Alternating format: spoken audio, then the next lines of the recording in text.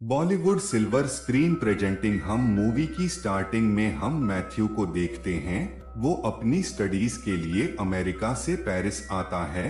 एक दिन मैथ्यू जब मूवी देखने जाता है तब वहाँ वो इसाबेल नाम की एक लड़की से मिलता है। मैथ्यू को देखकर इसाबेल उससे कहती है, मैंने तुम्हें पहले भी देखा है, तुम अक्सर यहाँ मूवी देखने अकेले ही आते हो। यह सुनकर वो इसाबेल से कहता है, मुझे अमेरिका से यहाँ पे आए हुए कुछ ही दिन हुए हैं और मेरा कोई दोस्त नहीं है, इसलिए मैं अकेले ही आता हूँ। यह सुनकर इसाबेल मैथ्यू को अपने भाई थियो से मिलाती है। यह तीनों वहीं पर बैठकर बातें करने लगते हैं, लेकिन तभी वहाँ पर लड़ाई हो जाती है और पुलिस वहां पर आके लाठी चार्ज करना शुरू कर देती है।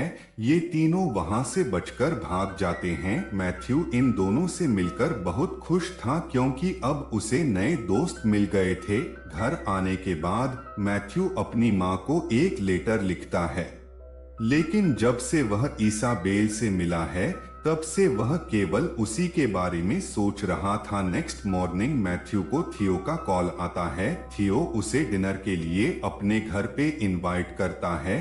फिर रात में मैथ्यू थियो के घर पर पहुंच जाता है। यहाँ इसाबेल उसे अपने पेरेंट्स से मिलवा है। डिनर के टाइम पे इसाबेल के डैड मैथ्यू से कई सारी बातें करते हैं, लेकिन मैथ्यू का सारा ध्यान इसाबेल पे होता है। डिनर के बाद इसाबेल की मॉम मैथ्यू को यहीं पे रुकने के लिए कहती है।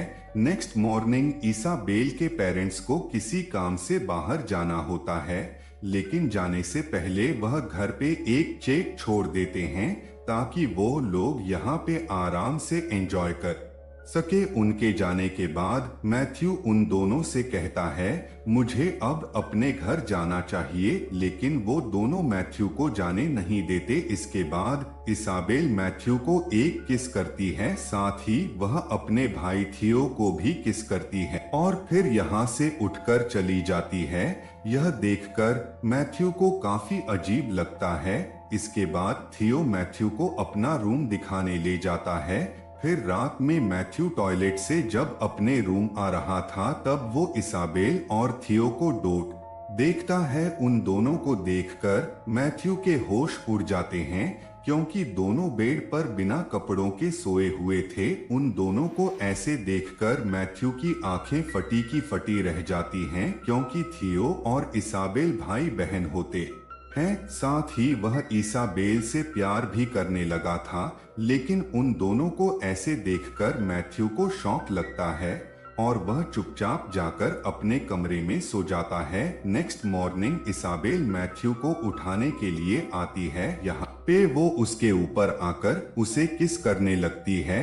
यह देखकर मैथ्यू डर जाता है क्योंकि मैथ्यू केवल अंडरवियर में होता है और उसे डर था उसका सांप कहीं अपना फन्ना फैला ले। इसके बाद इसाबेल उसे लेकर बाथरूम में जाती है।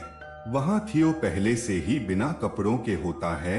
यह देखकर मैथ्यू थियो से कहता है, तुम्हारे सामने तुम्हारी बहन है, तुम उसके सामने बिना कपड़ों के कैसे रह सकते हो। इस पर वह दोनों मैथ्यू से कहते हैं, हम दो काफी हद तक एक जैसे हैं और इसलिए हम दोनों को ऐसे रहने में कोई शर्म नहीं आती। इसके बाद थियो मैथ्यू से कहता है, हमारे पेरेंट्स एक महीने तक यहाँ पर नहीं आने वाले, इसलिए तुम आराम से यहाँ पर रह सकते हो। क्योंकि मैथ्यू इसाबेल को पसंद करता है, इसलिए वह यहाँ पर रुकने के लिए मान जाता है।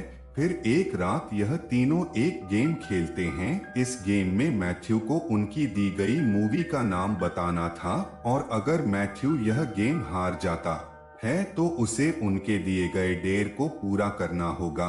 फिर वह दोनों मैथ्यू के सामने एक्टिंग करते हैं और मैथ्यू से मूवी का नाम बताने को कहते हैं। यहाँ पे मैथ्यू यह गेम जीत जाता है। यह देखकर इसाबेल मैथ्यू से कहती है, हमें ऐसे ही किसी इंसान की तलाश थी जिसके साथ यह गेम हम पूरा कर सके। इसके बाद हम इन तीनों को एक आर्ट गैलरी में देखते हैं। यहाँ पे यह लोग रेस लगाते हैं। एंजॉय करने के बाद यह लोग वहाँ से लौट जाते हैं, लेकिन वहाँ से वापस आते समय बारिश होने लगती है और ये तीनों भीग जाते हैं। घर आने के बाद थियो मैथ्यू को अपने कपड़े देता है और वह ड्रिंक लेने के लिए निकल जाता है। यहाँ पे अलमारी से मैथ्यू को इसाबेल की फोटो मिलती है। उस फोटो को मैथ्यू अपने अंडरवेयर में छुपा लेता है।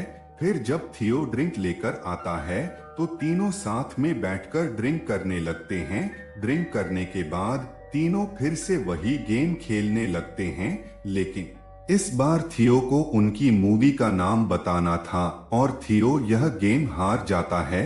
इसके बाद इसाबेल थियो को एक डेर देती है। इस डेर में थियो को एक फोटो देखकर अपने हथियार को हिलाना था। थियो बिना किसी शर्म के उन दोनों के सामने अपने हथियार को निकाल लेता है और फोटो देखकर उसे हिलाने लगता है। इसाबेल के लिए यह सब तो नॉर्मल था, लेकिन यह देखकर मैथ्यू की फट जाती है। नेक्स्ट डे मैथ्यू थियो से कहता है, मेरी भी बहनें हैं, लेकिन उनके सामने मैंने ऐसा काम कभी नहीं किया है। पता नहीं तुम दोनों एक दूसरे के सामने यह सब कैसे कर लेते हो। ये सुनकर थियो मैथ्यू से कहता है, हम दोनों जुड़वा हैं। जब हम पैदा हुए तो हम दोनों आपस में जुड़े हुए थे। हमारा शरीर अलग है, लेकिन हमारा दिमाग एक है और हम एक दूसरे के बिना जिंदा नहीं रह सकते। यह सुनकर थियो को काफी हैरानी होती है। इसके बाद एक दिन ये तीनों फिर से वही गेम खेलने लगते हैं। इसमें एक को मूवी का डायलॉग बोलना था और दूसरे को उसका नाम बताना था, और अगर वह मूवी का नाम नहीं बता पाया तो उसे भी एक डेर दिया जाएगा। यहाँ पे पहले थियो एक एक्टिंग करता है, लेकिन ये दोनों उस मूवी का नाम नहीं बता पाते, जिसके बाद थियो उन दोनों को एक देश देता है। यहाँ पे वो इसाबेल को मैथ्यू के साथ घपाघप करने के लिए कहता है। डेर के अनुसार इसाबेल अपने कपड़े उतारने लगती है, लेकिन यहाँ पे मैथ्यू की फटके 4 हो गई थी और वह अपनी इज्जत बचाते हुए बाथरूम में भाग जाता है। फिर जब मैथ्यू बाथरूम से बाहर आता है तब थियो उसे पकड़ लेता है। फिर दोनों भाई बहन मिलकर उसके कपड़े उतारने लगते हैं।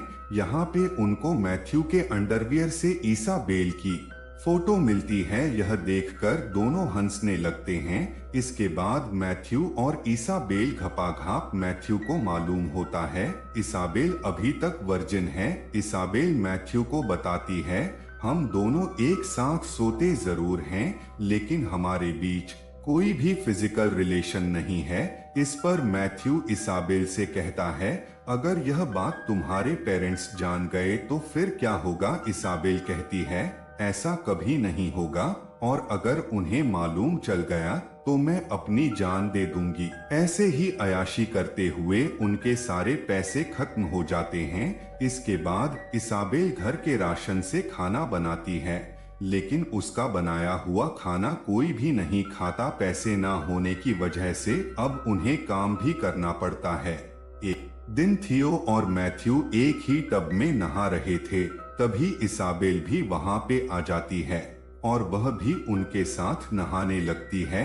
इसी बीच इसाबेल मैथ्यू से कहती है, तुम मुझसे प्यार करते हो, यह तुम्हें साबित करना होगा। यह बोलकर वह दोनों मैथ्यू के नीचे वाले बाल को काटने लगते हैं। मैथ्यू को यह सब बिल्कुल भी अच्छा नहीं लगता। वो इन दोनों पर गुस्सा हो जाता है। वह इनसे कहता है, तुम बच्चों जैसी हरकतें क्यों करते हो। यहाँ पे मैथ्यू इसाबेल से कहता है, तुम्हारा आज तक कोई भी बॉयफ्रेंड इसलिए नहीं है क्योंकि तुम अब तक अपने भाई का कहना मानती हो। फिर मैथ्यू के कहने पर इसाबेल उसके साथ डेट पे जाती है और वह उसकी गर्लफ्रेंड भी बन जाती है। दूसरी ओर थियो भी एक लड़की को डेट करने लगता है और वह उसे घर लाकर उसके साथ घपाघप भी करता है। फिर जब मैथ्यू और इसाबेल घर आते हैं तो इसाबेल देखती है थियो किसी और लड़की के साथ सोया हुआ है। ये देखकर इसाबेल को बहुत जलन होती है और वो रोने लगती है। फिर हम थियो और मैथ्यू को साथ में देखते हैं। ये दोनों वाइन पीते हुए बातें कर रहे थे, तभी वहाँ पे इसाबेल पहुँच जाती है। वो उन दोनों को लेकर एक टेंट में जाती है। यह वही जगह होती है जहाँ दोनों भाई बहन बचपन में सोया करते थे। फिर ये तीनों वहाँ पे बिना कपड़ों के ही सो जाते हैं। नेक्स्ट मॉर्निंग उनके पेरेंट्स घर पे पहुँच जाते हैं और वो उन तीनों को बिना कपड़ों के देख लेते हैं। यह देखकर उनकी आंखें फटी की फटी रह जाती हैं, लेकिन वह उन तीनों को नहीं उठाते और उनके लिए चेक छोड़कर वहां से चले जाते हैं।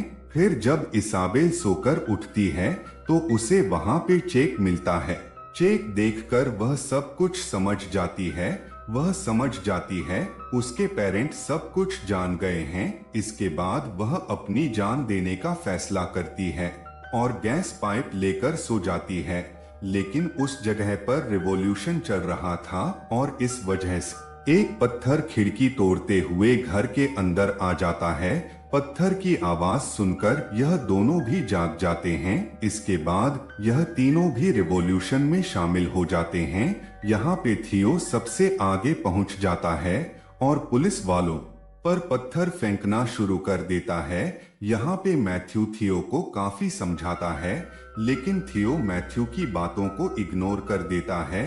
इसाबेल भी थियो का साथ देने लगती है और दोनों भाई बहन वहाँ से चले जाते हैं। क्योंकि मैथ्यू उन दोनों का साथ नहीं दे सकता, इसलिए वह वहाँ से लौट जाता है। इसके बाद पुलिस सब पर लाठी चलाना शुरू कर देती है, जिसकी वजह से वहां पर भगदड़ मच जाती है और यहीं पर मूवी खत्म हो जाती है।